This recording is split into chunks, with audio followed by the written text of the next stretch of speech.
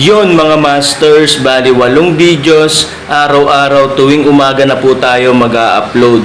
Maraming salamat sa mga solid kong masters dyan na patuloy pa rin na sumusuporta sa aking mga ina-upload na kwento o videos. At sa mga hindi nag-skip, maraming salamat po sa inyong lahat.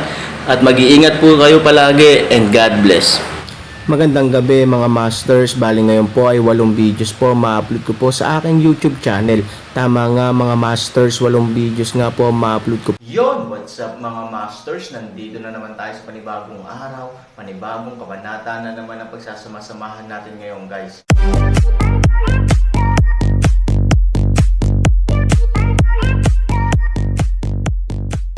Bali mga masters, kung bago ka pa lang po sa aking YouTube channel, please click the subscribe button, lalong-lalo na po yung notification bell guys, para maging connected pa rin tayo sa isa't isa at maging updated kayo sa mga susunod ko pang video. Bali mga masters, bago natin umpisahan ng kwento ay mag-shoutout po muna tayo para sa mga solid nating tagapakinig. Shoutout kay Chabs at shoutout kay Not So Place. Yun na nga mga masters, no? Bali hindi na ito patagalin. In 3, 2, 1, let's go!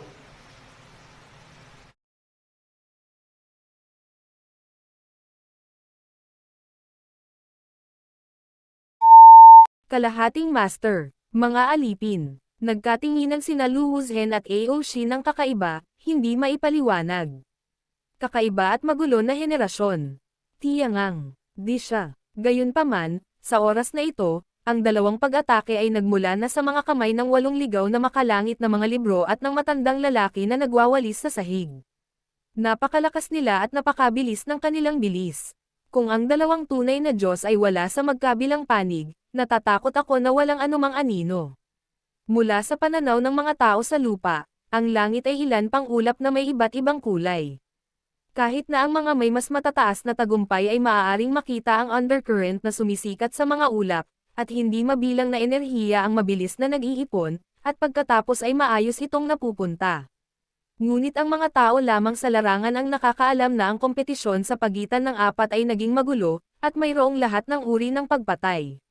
Disilusyon. Langit at lupa, buhay na walang hanggan. Nasira ang kawalan. Sa apat na tao, ikaw ay darating at ako ay aalis, sunod-sunod na nag-aalok ng pinakamalakas na pamatay na galaw, dahil sa antas ng kompetisyong ito, kung may pagkakaiba man, ang resulta ay maaaring ang pagkawasak ng langit at lupa.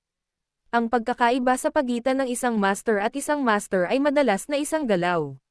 Sa apat na ulap, ang undercurrent ay mabilis na sumisikat, at ang lila ay maaaring kumikislap ng husto.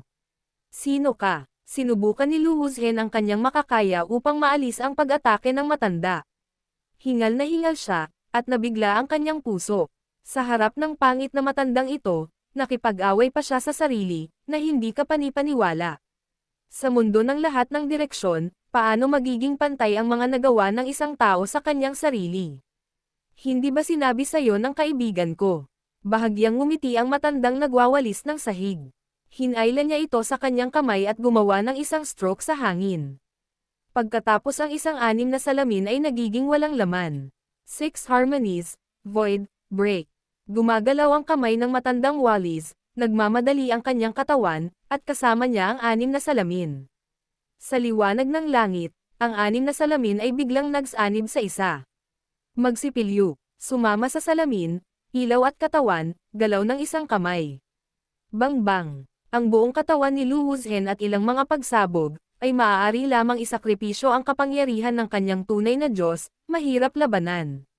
Sa kabilang panig, ang 8 kaparangan na makalangit na mga aklat ay makapangyarihan kay Shang-Ashi. Pareho silang nagniningning ng gintong liwanag. Pag-akyat nila, umuungal ang langit at nabasag ang kawalan. Nararamdaman lamang ng mga tao sa lupa ang pagyanig ng langit, ngunit hindi nila nalaman na bahagyang lumubog ang lupa. Kuya, sapat na ba iyon? Wala kaming sama ng loob sa iyo, bakit tayo agresibo? Nagpumigla si Lu Wuzhen na makayanan ito at nagtanong. Tama na, sapat na ba yun? Hindi ko pa nasusubukan. Mabangis na ngumiti ang matandang nagwawalis ng sahig. Siya ay tulad ng isang hayop, dala ang potensyal na sirain ang langit at lupa, at biglang umatake. Para mamatay, si Lu Wuzhen ay nagbigay ng isang malaking inumin, at ang kanyang 8 gininto ang chi ay nabuksan lahat, at ang gininto ang liwanag ay sumabog. Boom! Ang matandang nagwalas ng sahig ay hindi kaagad naka-offensive, ngunit na-staggered sa lindol. Nakakatuwa, halika ulit. Diretsyong inabot ng matandang walis ang isang kamay, tumingin ng kaunti sa harap ng kanyang mukha, pagkatapos ay nakipagkamao sa kanyang palad, at pagkatapos ay dumiretso sa isang suntok. Sa isang iglap, nakita niya ang isang gintong dragon sa kanyang braso, umuungal at direktang sumugod kay Lu Wuzhen. Hindi na pinansin ni Lu Wuzhen, bit-bit ang 8 gininto ang pinto, nakabukas ang mga kamao at paa, sumugod din si Bang. Ang dalawang panig, na parang dalawang malamig na on, ay agad na nag-intertwine. Mula sa langit hanggang sa lupa, mula sa lupa hanggang sa langit, kung saan sila dumaan, may mga pagsabog sa lahat ng dako, at ang lupa ay naging mga hukay at gawa ng tao na alabok. Sa dulong iyon, ang katawan ni Ashi ay naging isang itim at pulang anino, tulad ng multo ni Shira. Ang kanyang kamay ay ang kapangyarihan ng mundo, at ang dagat ng Chi ay naging mga bituin sa pag-ikot, at ang langit ay tila napunit nito. Ang 8 kaparangan na makalangit na script ay hindi rin nagpapakita ng kahinaan, ang katawan ay maputi at lumulutang, kumikislap at gumagalaw, na may kapangyarihang sirain ang mundo. May away, may nakikipag-away sa totoong Diyos. Anong nangyayari? Diyos ko, hindi ba ang tunay na Diyos ay walang talo sa mundo? Sino pa ang haamon sa kanila? It's not an unwitting challenge. Parang pantay ang dalawang panig. Sa lupa, natigilan ang mga tao. Ang tunay na Diyos ay ang awtoridad, ngunit ngayon ang awtoridad ay hinahamon ng iba, paanong hindi mabiga ang mga tao? Lu family at AO. Ang pamilya ay malinaw na ang pinaka-nagulat na mga tao upang hamanin ang kanilang tunay na Diyos ay hamanin din sila. Patriarch, may nakikipaglaban sa mga tunay na Diyos ng mga pamilyang Lu at AO. Mukhang napakahusay ng dalawang naghahaman. Ang mga puwersang kalyadong Fuya, gayunpaman, ay kara-rating lamang, ngunit sila ay lubos na nabigla sa nangyari sa himpapawid. Sila ay nilalamig at nalilito. Natural, si Fu Tian ay palaging binibigyang pansin, ang daigdig na nanginginig-digmaan ay sa oras na ito, nagmamadali siyang nagsabi, alam mo ba kung sino sila sa langit? Mayroon bang ganoong kapangyarihan upang labanan ang tunay na Diyos? Kung ito ay magagamit ko para makatulong sa aking pamilya, hindi ako makakatulong sa hegemonya ng aking pamilya. Panipi, bagamat namumula ang mga mata ni Fu Tian, nagtanong siya ng isang katanungan na kahit siya ay nakaramdam ng labis na katangahan dahil sa kanyang matako na mga mata. Hindi niya alam kung sino ang dalawang lalaki, hindi pa banggitin ang mga nasasakupan. Ngunit sa pagtingin sa kahihiyan sa mga mukha ng mga tao, hindi natarante si Fu Tian. Nakangiti niyang sabi, anong ginagawa mo sa mga nagkibit-balikat mong mukha? Sumimangot si Ye Gucheng at sinabing, si Lu Ao at ang kanyang pamilya ay parehong may mga tunay na Diyos na tinutulungan. May 8 gininto ang katawan sa bundok. Mukhang walang kabuluhan ang pagdating natin sa bundok. Dahil late dumating ang mga kalyadong puwersa ng Fuya, halos hindi sila nakarating sa lugar ng malaking hukbo. Naturally, hindi malinaw na ang 4 sa 8 gintong katawan sa natrap na Dragon Mountain ay Errands, sabi ko na hindi tayo dapat sumama. Lubhang nanlulumaw si Fu Mei. Marami siyang naranasan sa daan. Marami siyang reklamo tungkol sa linyang ito. Ngayon ay wala na siyang pag-asa na kunin ang pagtagas, na natural na mas lalo siyang nagagalit, hindi ba tama na manatili sa lungsod ng Tianho? Habang ang 3 pamilya tulad ng Yongshengsi area ay pumunta dito, ito ang paraan para mangolekta kami ng mga tao sa likuran at mangolekta ng mga tagas. Haha, napakaraming mga eksperto naroroon, at huli na kami. Lonely talaga this time. Naniniwala ako na sa ilalim ng iyong matalinong pamumuno, ang ating pamilya Fuya ay higit na uunlad. Ang taong iyon ay masyadong halata ay wang salita sigaw ng napakabigat, ilagay malinaw ay sa pag-uuyam na tumulong sa isang araw. Sa sandaling lumabas ang mga salitang ito, maraming mga senior executive ng pamilya Ye ay agad na sumang-ayon at itinuro si Fu Tian.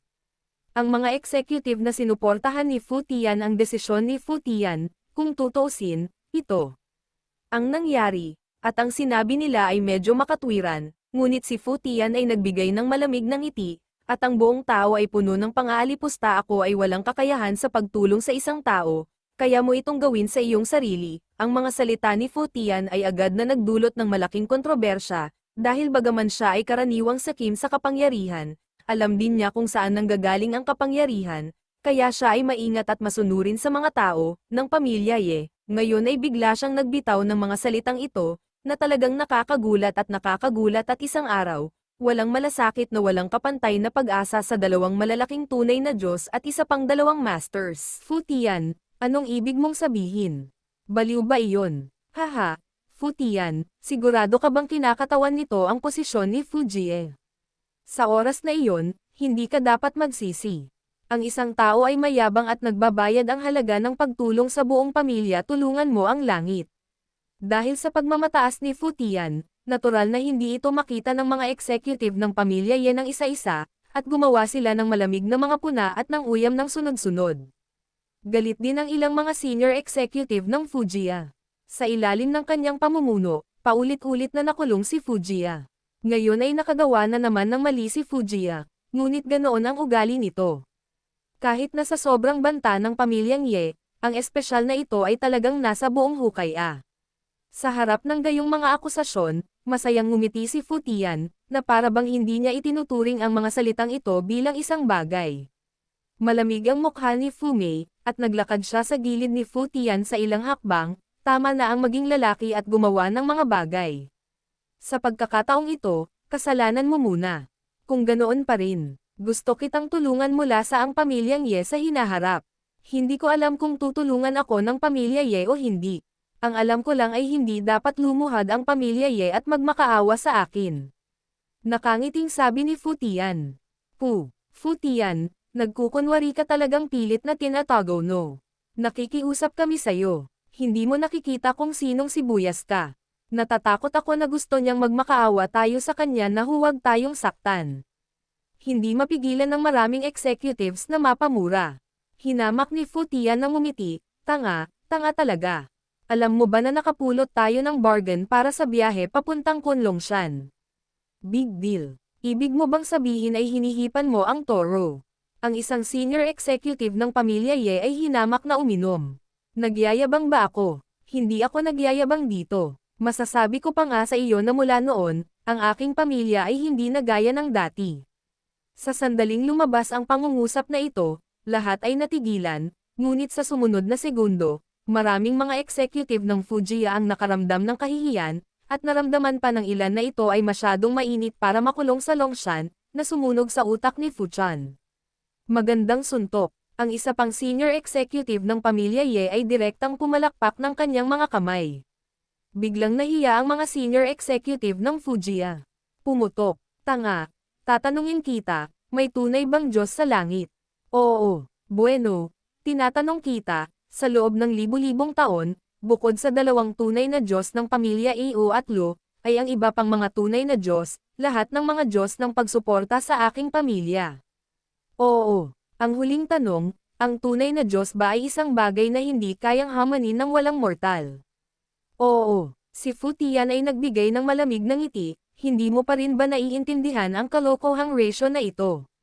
Nagulat ang lahat, ngunit hindi nagtagal, isang matalinong tao ang agad na naaninag ito, at naunawaan ang kahulugan ng pagtulong sa langit, sumusuporta sa langit. Ang ibig mo bang sabihin ay ang Panginoong nakikipaglaban kay Luao sa langit ang siyang tumutulong sa pamilya?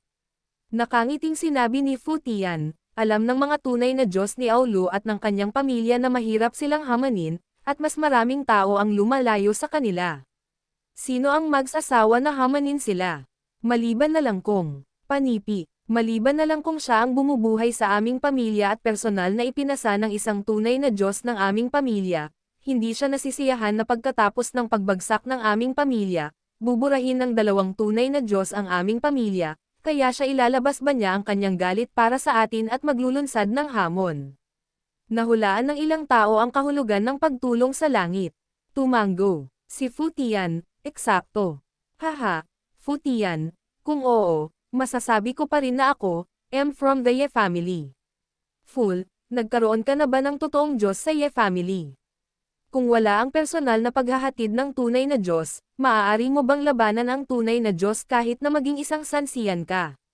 Isa lang ang posibilidad, Iyon ay, sila ang mga alagad ng tunay na Diyos ng aking pamilya. Bago ang pagbagsak ng tunay na Diyos, nakamit na nila ang tunay na paghahatid. Sa makatuwid, bagaman sila ay nakakalat na mga immortal at nabigong maging mga Diyos, maaari pa rin silang lumaban sa tunay na Diyos. Tulungan ang malamig na langit at sabihin. Tama, buong pagsang-ayon si Fumei sa pahayag na ito. Gusto pa rin ng pamilyang Yen na makipag-usap. Sa oras na ito, ikanaway ni Ye Shijun ang kanyang kamay sa senior management ng kanyang pamilya upang ihinto ang pagsasabing, kahit hindi ang taong tumutulong sa pamilya, ang kaibigan natin ang naglalakas loob na tumayo sa tapat ng dalawang pamilya ni Aulo. Ang kaganapan ng pagpulot ng pagtagas sa bundok ng Kunlong na inayos ng pinuno ng angkan ng Futian ay hindi lamang isang pagpulot ng pagtagas, kundi isang pag-iipon din ng kayamanan. Ang kalaban ng kaaway ay ang kaibigan. Ito ay isang simpleng katotohanan. Paanong hindi ito maintindihan ni Shijun? Biglang nagulat ang mga senior executive ng Fujiya at tumingin sa hangin, bukod sa totoong Diyos, ang dalawang tao sa langit ay sa kanila. Nagumawa lang ng mga sarkastikong pahayag, hindi kumbinsido sa mga sinabi ni Futian, o pinaalalahanan ng mga salita ni Ye Shijun isa-isa, at tumingin sa hangin kasama si Fujiya. Ang mabangis na matanda na nagwawalis sa sahig ang 8 ligaw na libro, na nag-iisip na sila ay nakikipaglaban para sa Aaron, ay binago ng ilang walang hiyang mga tao. Sa kabilang dulo, ang labanan sa bundok ng Kunlong ay naging mainit na. Panguaks, Xuan Yuan Sword. At 4 na espada, 8 figure ang lumabas sa asol, na dinagdagan ng 10,000 espada at 10,000 palakol. Nakulong sa Dragon Mountain, ito rin ang Purple Light. Yun na nga mga masters, no? Bali panibagong kabanata na naman yung natapos natin ngayong gabi. Muli, maraming salamat po.